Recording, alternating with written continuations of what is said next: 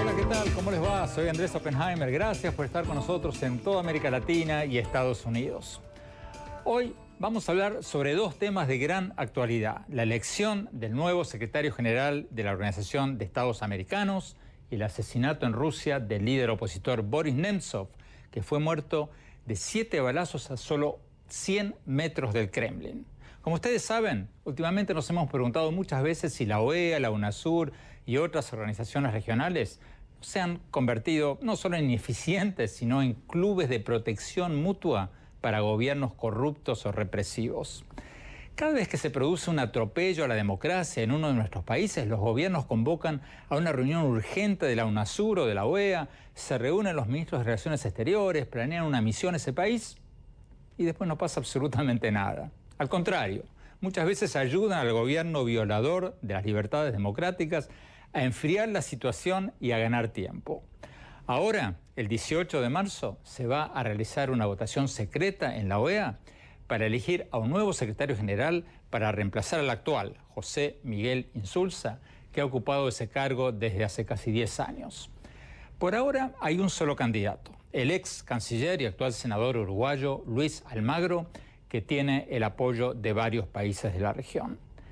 ¿Es un candidato que podría modernizar a la OEA y hacer cumplir sus cláusulas democráticas y de derechos humanos? ¿O por el contrario, es un burócrata que responde a los intereses de países que no quieren hacer absolutamente nada para que la OEA defienda los derechos civiles y humanos en la región? Se lo vamos a preguntar al propio candidato Luis Almagro.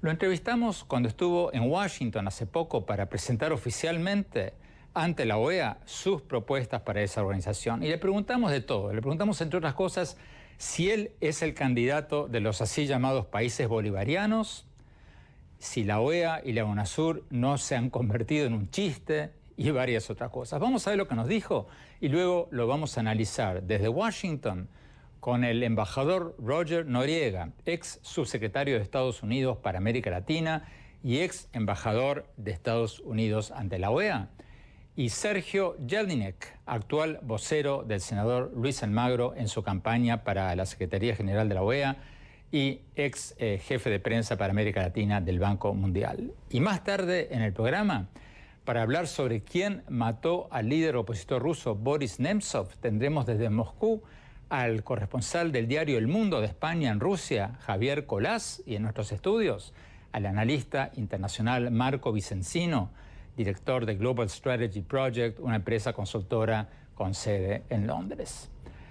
Bueno, vamos directamente a la entrevista que le hicimos al senador y ex canciller Luis Almagro. Lo entrevistamos pocos días antes del arresto en Venezuela del alcalde de Caracas y líder opositor Antonio Ledesma. Vamos a ver lo que nos dijo Almagro en la entrevista y luego vamos a ver lo que nos respondió por email cuando le preguntamos qué piensa sobre este arresto del alcalde de Caracas. Veamos.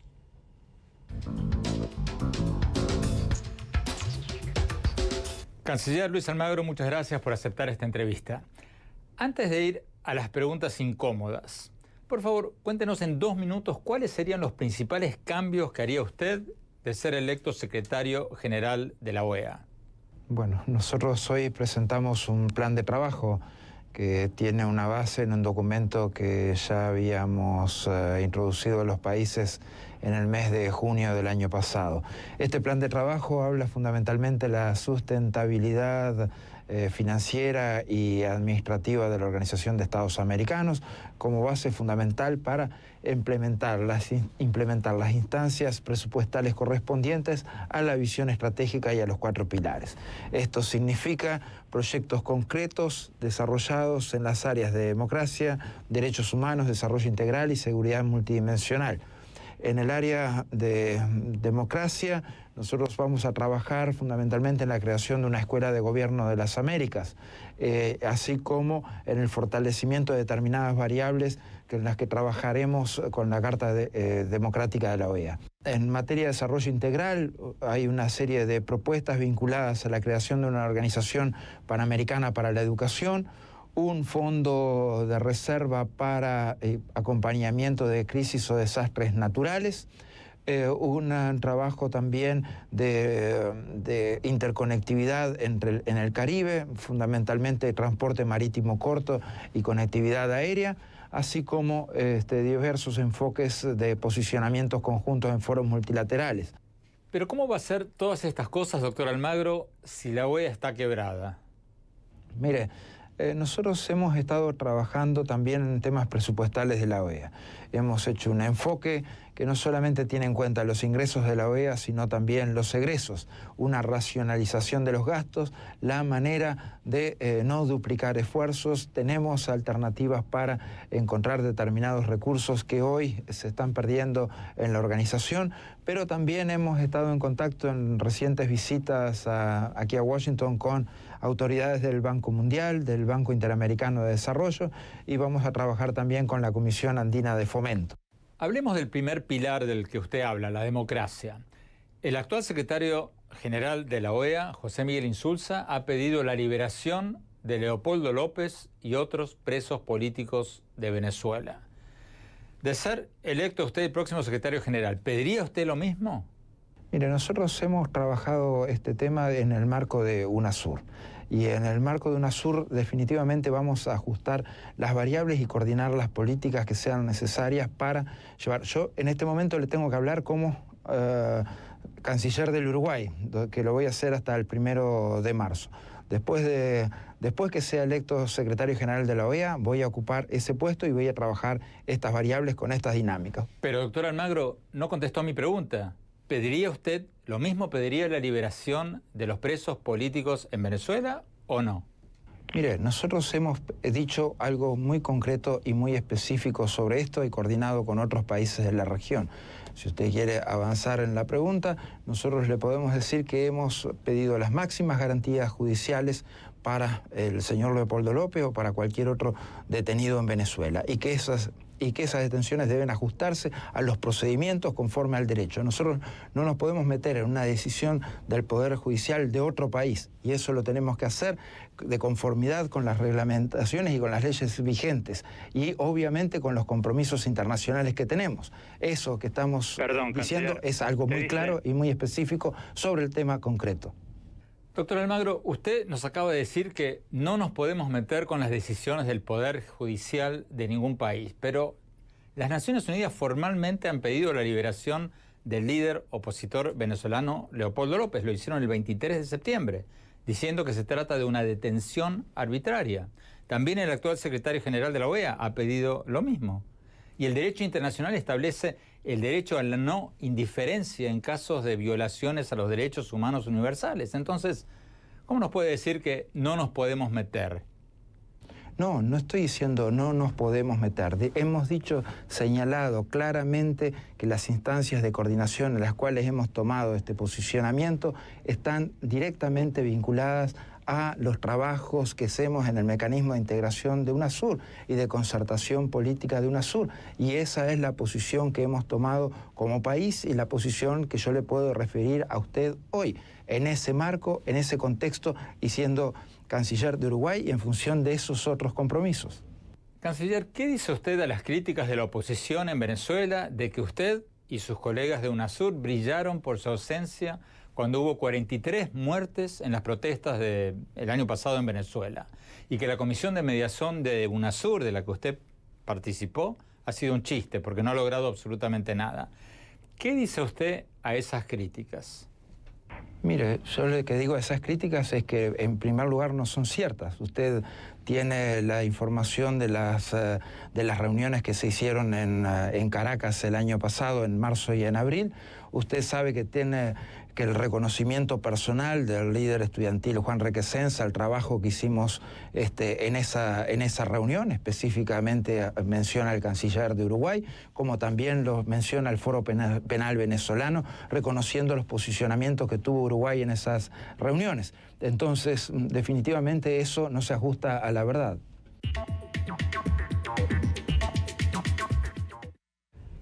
Después de que hicimos esta entrevista, se produjo el arresto del alcalde opositor de Caracas, Antonio Ledesma. le enviamos al senador Almagro la siguiente pregunta. Doctor Almagro, el actual secretario general de la OEA ha pedido la liberación del alcalde de Caracas, Antonio Ledesma, así como la de Leopoldo López.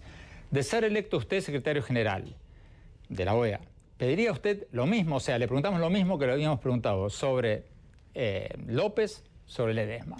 Y la respuesta del candidato a secretario general de la OEA fue la siguiente. En estos momentos, el secretario general de la OEA es el señor Insulza y por lo tanto no puedo hablar a nombre de la institución, ni siquiera en forma hipotética. Hay un proceso en marcha hacia la búsqueda de un diálogo sustentable entre el gobierno y la oposición, liderado por la UNASUR, y que confiamos que rinda frutos. Bueno, tenemos que ir a un corte. Cuando volvamos le vamos a preguntar a nuestros invitados si el candidato a secretario general de la OEA está diciendo algo concreto o está evadiendo preguntas. Ya volvemos.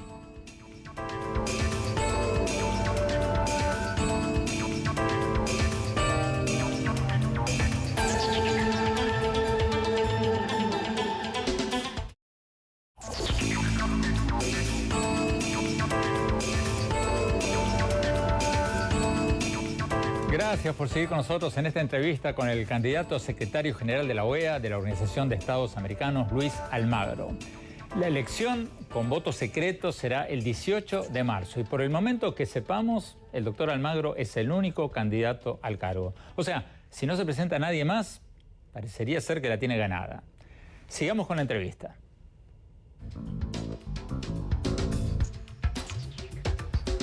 Volvamos a la OEA, doctor Almagro. El presidente de Ecuador, Rafael Correa, ha dicho en reiteradas ocasiones que desea reformar la Comisión de Derechos Humanos de la OEA, a la que considera injusta.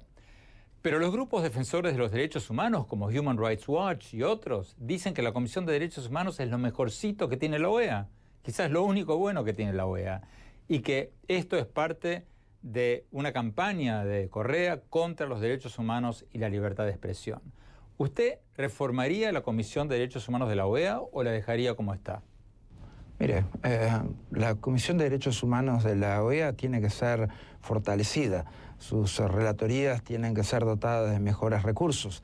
Tienen que darse mejores capacidades en recursos humanos, económicos y materiales a la Comisión para que pueda hacer un mejor trabajo. El enfoque de la Comisión tiene que ser temático, tiene que ser incremental, tiene que buscar las soluciones para los países, tiene que generar agenda positiva y tiene que valorar, digamos, condiciones de eficiencia. Esto quiere decir resolver de manera rápida y eficiente los casos que se le planteen. Pero perdón, doctor Almagro, la palabra fortalecida es precisamente la palabra que usa el presidente Correa para lo que sus críticos dicen es debilitarla. En otras palabras, el presidente Correa y otros están diciendo que quieren quitarle a la Comisión de Derechos Humanos de la OEA la capacidad de asignar fondos. O sea, quitarle a la Comisión de Derechos Humanos su capacidad de autoasignarse recursos, como por ejemplo para decidir cuánto dinero darle a la relatoría de prensa de la OEA o a otros brazos de la Comisión de Derechos Humanos. Entonces, la palabra fortalecer es para muchos un eufemismo para debilitar la Comisión de Derechos Humanos de la OEA. La pregunta concreta, ¿la Comisión de Derechos Humanos que usted quiere va a tener independencia absoluta para asignar sus propios recursos? Mire, definitivamente, y además lo he dicho, con un enfoque en el cual asignamos cada vez más recursos a cada una de las relatorías sin sacarle nada a ninguna y aspirando a hipótesis máximas garantistas. Estamos diciendo de la autonomía técnica, estamos hablando de la independencia en su gestión y de la independencia profesional que tiene que tener en su trabajo. Esos son los padrones que nosotros entendemos por fortalecer, por generar los espacios para que la Comisión Interamericana pueda hacer mucho mejor su trabajo. Y eso tiene que ver exactamente con los criterios de autonomía e independencia que refería antes, con mejores criterios económicos, financieros. Esto quiere decir increyendo, deben tener más recursos de los que tienen, no sacando ninguno de los recursos que están, no condicionando su presupuesto.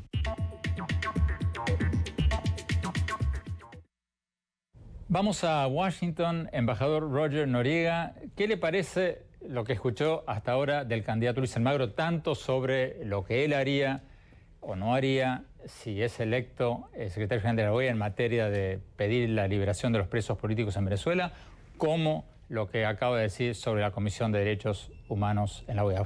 Si usted estuviera donde estuvo hace años, ocupando la banca de Estados Unidos en la OEA, ¿votaría por él?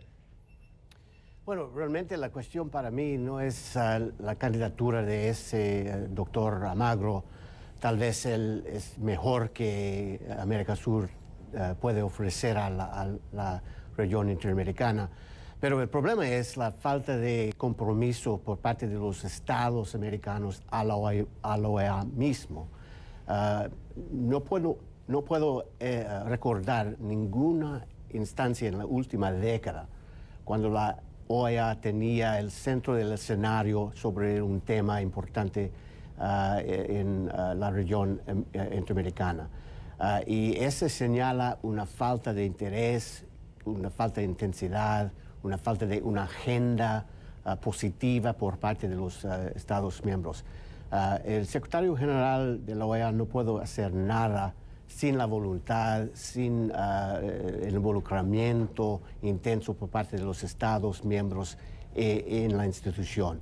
Y desafortunadamente, después de una década o más de esfuerzos por parte del movimiento bolivariano, ellos han socavado en una manera sistemáticamente el sistema interamericano, y eso incluye la voluntad de los otros estados aceptando estos Embajador cambios, Noriega, todo esto es muy interesante que usted dice.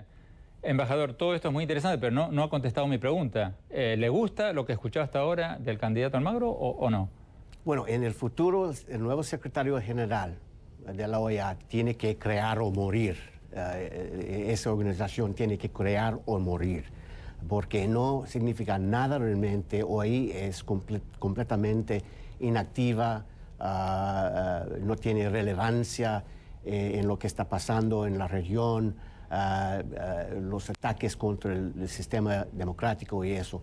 Y desafortunadamente no he escuchado algo esta mañana en esta entrevista con el doctor Almagro que surge a mí que él tiene la energía, la visión o el peso político para cambiar la OEA en una manera positiva. Sergio Jelinek, rápidamente, en un minuto que nos queda antes del corte, ¿qué dices a lo que acaba de decir el embajador Noriega? Bueno, comparto con él el hecho de que la OEA tiene que buscar un espacio de relevancia que hoy no tiene. Creo que, en efecto, el ex canciller Almagro, ahora senador de la República en Uruguay, tiene las condiciones por el hecho de que ha sido, digamos, un buscador de consensos en América Latina. Es un líder que puede hablar con los diferentes conglomerados latinoamericanos y de América del Norte, de América Central, del Caribe. Ha forjado entendimientos que antes parecían imposibles, y en ese sentido creo que es la figura aglutinadora que la OEA hoy necesita. Pero ¿qué dice Sergio Jelinek a la crítica, al margen de los contenidos, que vamos a ir a eso en el próximo bloque? ¿Qué dices a la crítica de que cantinflea un poco, como dirían en México? Usa un lenguaje muy alambicado para no decir absolutamente nada. ¿Qué dices a esa crítica? Bueno, yo lo que digo es que en la presentación del doctor Almagro frente al Consejo Permanente de la OEA y después, el día después, frente a las organizaciones de derechos humanos, ONGs de América Latina y de los Estados Unidos y Canadá, quedaron muy satisfechos sobre la base de la presentación de una visión estratégica que se basa en 4 puntos muy tangibles y una serie de iniciativas que, si me permite, las puedo reseñar, que están hoy en el centro de las preocupaciones de los latinoamericanos y de la comunidad interamericana, desde... Tenemos que ir a un corte, Sergio Jelinek, después seguimos la conversación, si me permites, después volvemos a ti. Vamos a un corte y seguimos con la entrevista y luego hablaremos sobre el asesinato del líder opositor en Rusia. Ya volvemos.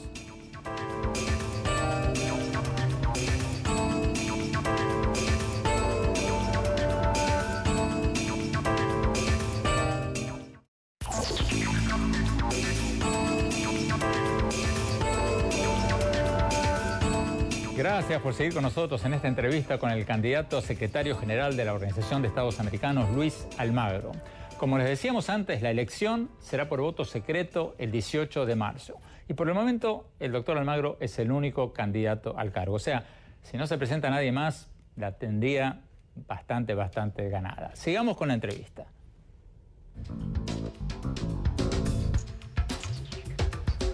Doctor Almagro, en Argentina, la ex esposa del fallecido fiscal Alberto Nisman ha pedido que la Comisión de Derechos Humanos de la OEA investigue la muerte del fiscal Nisman. En Venezuela, la oposición está pidiendo veedores de la OEA para las elecciones legislativas de Venezuela. Y ante pedidos como estos, hay dos posiciones. Algunos secretarios de Estado de la OEA han sido proactivos, han dicho, propongo tal cosa. Otros han sido más pasivos, han dicho, yo no me puedo meter si los países miembros no me lo piden. ¿Usted qué haría? Mire, es la segunda pregunta que me hace en condicional, lo cual es bastante complejo a responder preguntas en esa lógica, porque hay un secretario general de la OEA que está actuando y que está tomando decisiones, las cuales definitivamente no han sido criticadas por los países en general. Así que esos posicionamientos que tiene el secretario general son los que de alguna manera van representando a la OEA en este punto. O sea, esa es la actuación que corresponde hoy al secretario general de la OEA y nosotros definitivamente en ese contexto hemos mantenido señales positivas para el señor secretario general. ¿Qué responde usted a quienes dicen que usted es el candidato del ALBA? Mire, eso se dijo en un principio, en un arranque, cuando yo ni siquiera tenía la mitad o la cuarta parte de los votos del ALBA. Había conseguido otros votos y otros apoyos. No me gustan esas categorizaciones. Yo soy el candidato que presentó el presidente José Mujica al sistema interamericano para su consideración. Tengo el respaldo de mi gobierno y he recibido el apoyo hasta este momento de más de 20 países, de los cuales hay algunos integrantes del ALBA y hay otros que no son integrantes del ALBA. Tenemos países de la Alianza del Pacífico y tenemos países del Mercosur, tenemos países del SICA y del CARICOM. Entonces, definitivamente, en cada una de las regiones hemos logrado las mayorías que nos afirman como un candidato con muchas posibilidades. Definitivamente las categorizaciones no son válidas. Lo que tiene Uruguay es la capacidad justamente de articular entre diferentes grupos de países que pertenecen a diferentes ideologías o a diferentes contextos geográficos. Y eso es lo importante del trabajo que va a tener el futuro secretario general.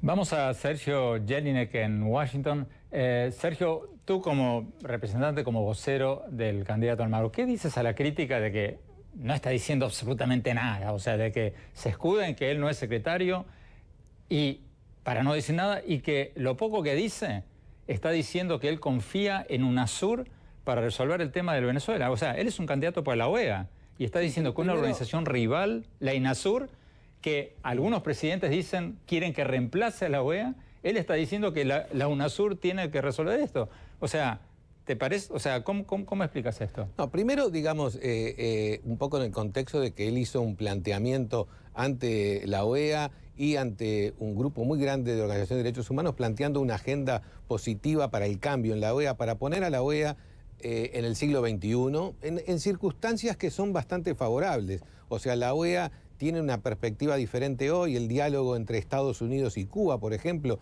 es un aspecto importante de ese contexto, y él presentó una serie de iniciativas que son muy caras a las aspiraciones de las Américas. Una iniciativa en seguridad ciudadana, una iniciativa que tiene que ver con la creación de una escuela de gobierno para las Américas, donde se pueda mejorar todo lo que tiene que ver con la formación de los funcionarios de gobierno en rendición de cuentas, en todo lo que tiene que ver con transparencia, anticorrupción, un mecanismo también para prevenir conflictos y también una estrategia para prevenir y gestionar todo lo que tiene que ver con desastres naturales, las vulnerabilidades de América Central y el Caribe. Quiere decir que hay una agenda robusta para poner a la OEA donde la OEA tiene una ventaja comparativa, que es en el tema del espacio político que otras instituciones regionales o internacionales como el Banco Mundial o el Banco Interamericano de Desarrollo no tienen, porque tienen un carácter estrictamente técnico financiero. Y coordinar con ellas,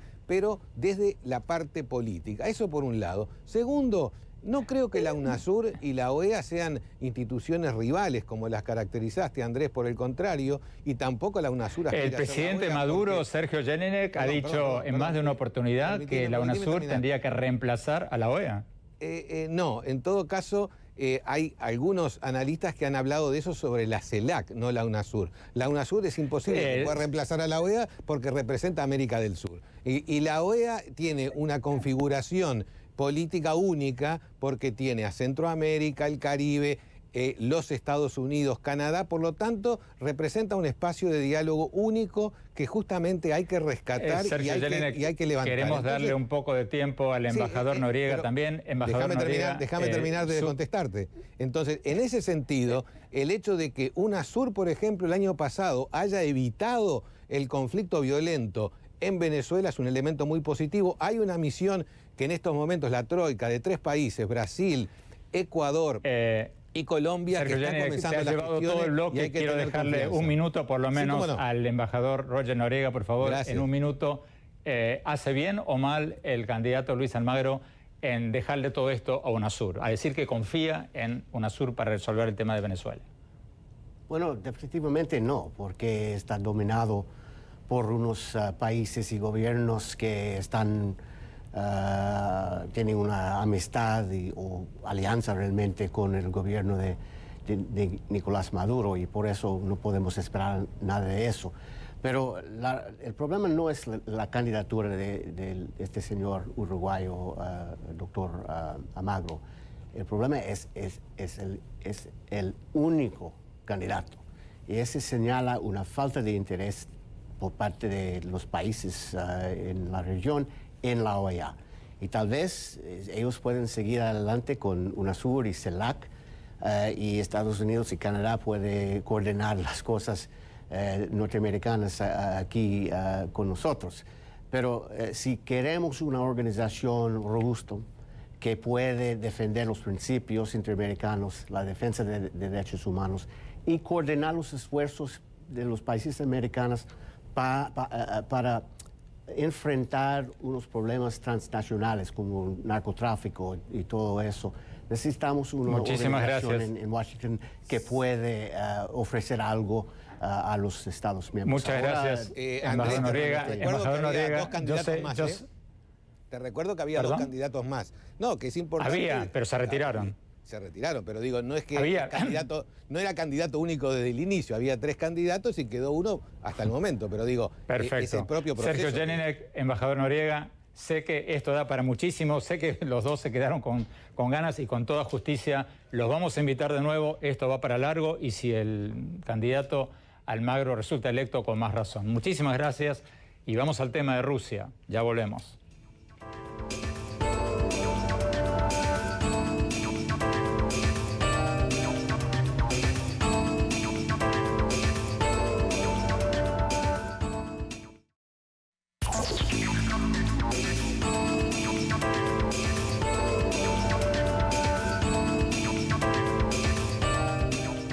Gracias por seguir con nosotros. Hace pocos días fue asesinado en Moscú Boris Nemtsov, el líder de la oposición de Rusia. Lo mataron de varios disparos cuando estaba caminando por la calle con su novia, una modelo de 23 años, a solo 100 metros del Kremlin.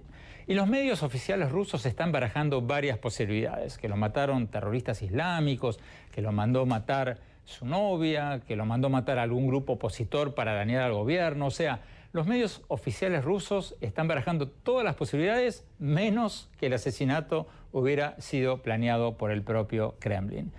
Vamos a Moscú, donde estamos con el corresponsal del diario El Mundo de España en Rusia, Javier Colás. Javier, gracias por estar con nosotros. Javier, cuéntanos un poco. Nemtsov, el líder opositor, estaba por realizar un mitin en Moscú al día siguiente para denunciar las políticas de Rusia en Ucrania. ¿Qué estaba diciendo este líder opositor y hasta qué punto lo que estaba diciendo estaba molestando al Kremlin? Hola, encantado de estar con vosotros. Pues Boris Nemtsov llevaba mucho tiempo hablando alto y claro sobre algunos asuntos que son tabú en Rusia, incluso dentro de algunos sectores de la oposición, porque hay que recordar que Nemtsov se había pronunciado siempre en contra de la intervención de Rusia en Ucrania, e incluso en algunos sectores de la oposición hay algunos líderes que no hablan de este asunto. Desde hace años en Rusia está bastante asumido que hay una oposición que se dedica a criticar la falta de reformas y también la corrupción del poder. Sin embargo, el asunto de Ucrania, es decir, el criticar la anexión de Crimea por parte de Rusia el año pasado o la intervención armada en Donetsk y en Lugansk, en esas provincias secesionistas, le había costado muchísimos calificativos de antipatriota y traidor. Marco, ¿quién era este hombre que estaba proponiendo? Sí, es una carrera política de 20 años. Empezó con Boris Yeltsin, al lado de Boris Yeltsin, en agosto de 1991, cuando los comunistas intentaron hacer un golpe de Estado. Se quedó al lado de Yeltsin, 5 años como gobernador, en los 32 años ya gobernador de Nizhny Novgorod, que era un estado bastante grande. 97, Yeltsin lo lleva a Moscú y lo declara viceprimer ministro. Pero lo que pasó es que él fue la primera persona que utilizó la palabra oligarca. Entonces, él dijo, a fines de los años 90, la amenaza más grande a la democracia de Rusia son los oligarcas y los intereses. Pero ahora, ¿qué estaba diciendo que tanto habría molestado? No sabemos a quién. Sí. Cuando Putin llegó al poder hace 15 años, dijo una cosa: quiero crear una dictadura de la ley. 15 años después, hay la dictadura y poco ley. Él era Mucha dictadura y poco ley. Fue una amenaza al sistema y fue víctima del sistema, un mártir político. ¿Quién exactamente lo mató? Tal vez lo vamos a saber, pero es víctima del sistema. Él amenazó una amenaza a los intereses del sistema. Javier Colás, se nos había caído la comunicación. Le preguntaba recién a Marco Vicenchino, ¿qué antecedentes hay que sugieren que el Kremlin podría haber estado atrás de este asesinato? Porque hay dos visiones. Hay quienes dicen, como en el caso del fiscal Alberto Nisman en Argentina, hay quienes dicen el principal perjudicado es el gobierno, es Putin. Entonces, difícilmente Putin hubiera ordenado este asesinato. ¿Cómo se ve eso allí en Moscú? Bueno, dentro de la oposición existe una opinión predominante de que este asesinato ha sido, si no encargado por el Kremlin, sí por algún sector cercano a él. Cuando conocimos la muerte el viernes por la noche de Boris Nemtsov, muchos periodistas no hemos podido evitar acordarnos de Anna Politkovskaya, que fue una periodista muy crítica rusa que murió en el año 2006. Hay algunas similitudes entre ambos crímenes y es el simbolismo que apunta hacia el Kremlin, precisamente.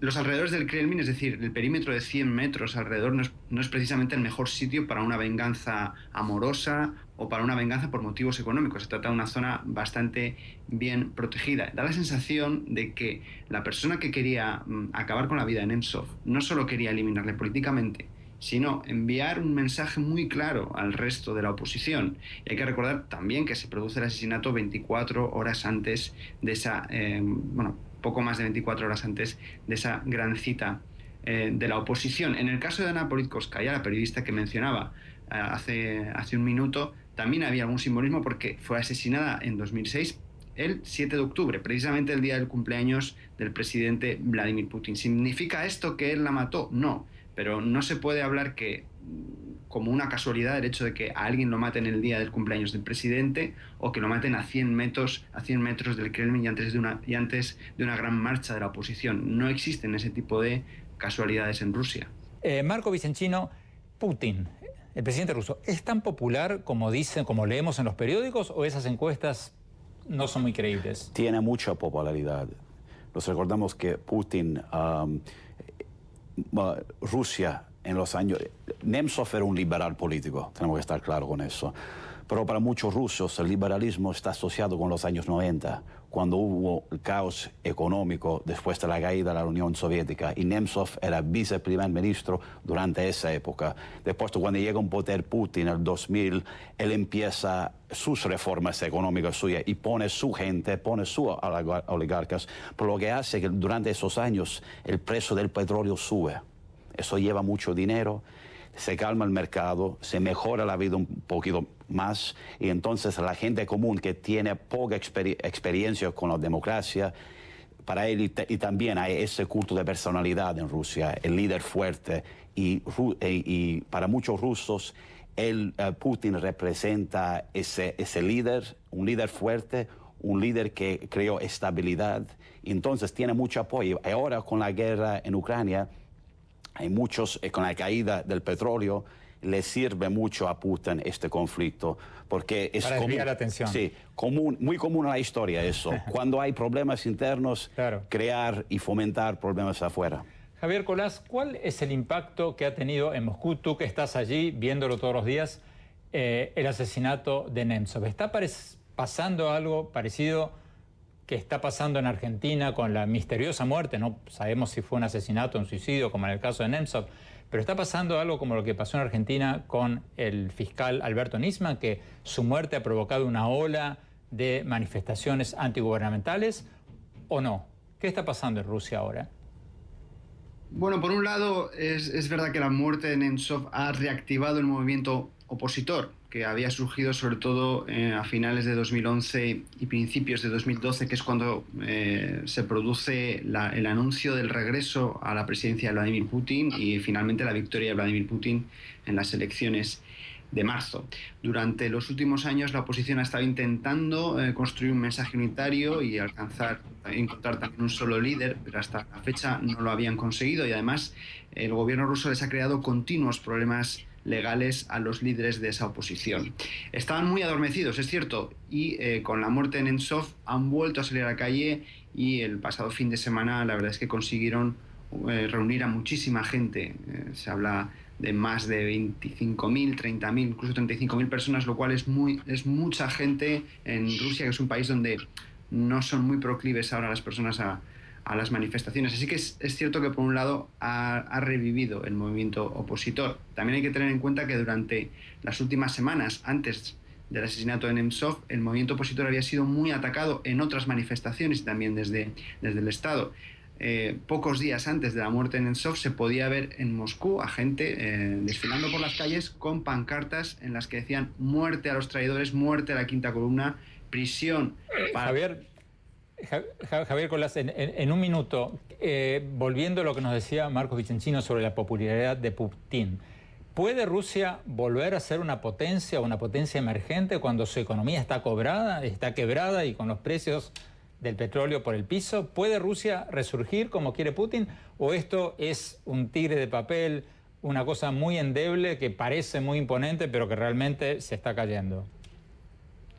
Yo creo que Rusia es exactamente las dos cosas. Es un tigre de papel que está luchando por resurgir. Lo único que el timing, el momento para resurgir no podría ser mejor, porque justamente es en un momento en el que a nivel mundial el poder se está dividiendo muchísimo entre una China que no sabemos muy bien hasta dónde va a llegar, un Estados Unidos que ya no tiene el monopolio del poder en tantísimas cosas, pero que sigue siendo un actor fundamental y se está recuperando, América Latina, África, que también empieza a contar como actor político, por no hablar del Oriente Medio, etcétera, etcétera. Y entonces Rusia aspira a tener un papel importante en un mundo policéntrico y sobre todo a evitar que Estados Unidos logre el predominio mundial.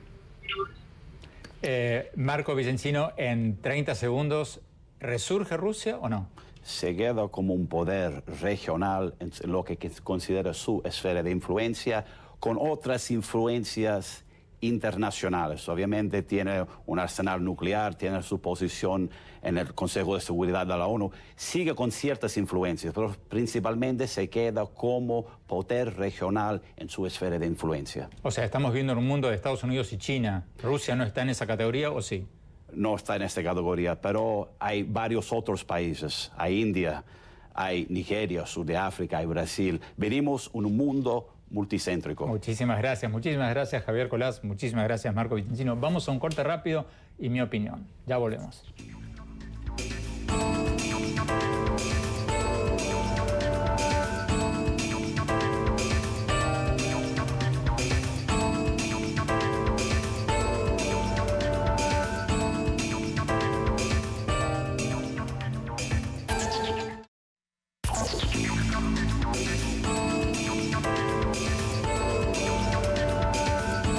Muchas gracias por habernos acompañado y escríbanos a nuestro Twitter, @OppenheimerA, o a nuestro Facebook, y visítenos en nuestra página andresoppenheimer.com. Ahí pueden encontrar mis últimos artículos, últimos programas, todo eso gratuitamente. Bueno, mi opinión sobre la entrevista que le hicimos al candidato a secretario general de la OEA, de la Organización de Estados Americanos, Luis Almagro. La verdad, contestó la mayoría de las preguntas con ese lenguaje alambicado que usan los que no quieren decir nada o no tienen mucho que decir.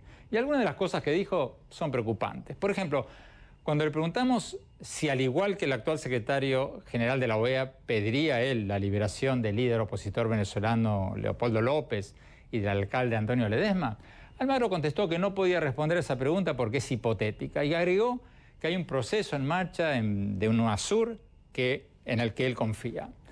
Bueno, ahí caben dos preguntas. ¿Está bien que un candidato a la OEA diga que confía en que la crisis política de Venezuela sea resuelta por UNASUR, una organización regional rival o por lo menos paralela, que algunos presidentes sudamericanos que la impulsan han dicho que esperan que reemplace a la OEA? Y segundo, ¿no debería esperar que la propia OEA tome cartas en el asunto? Y la otra pregunta, ¿es válido confiar en UNASUR, una organización que para muchos venezolanos opositores es un grupo aliado del gobierno de Venezuela, cuya mediación en ese país es un chiste? Son preguntas válidas a la hora de evaluar lo que nos dijo el candidato Almagro.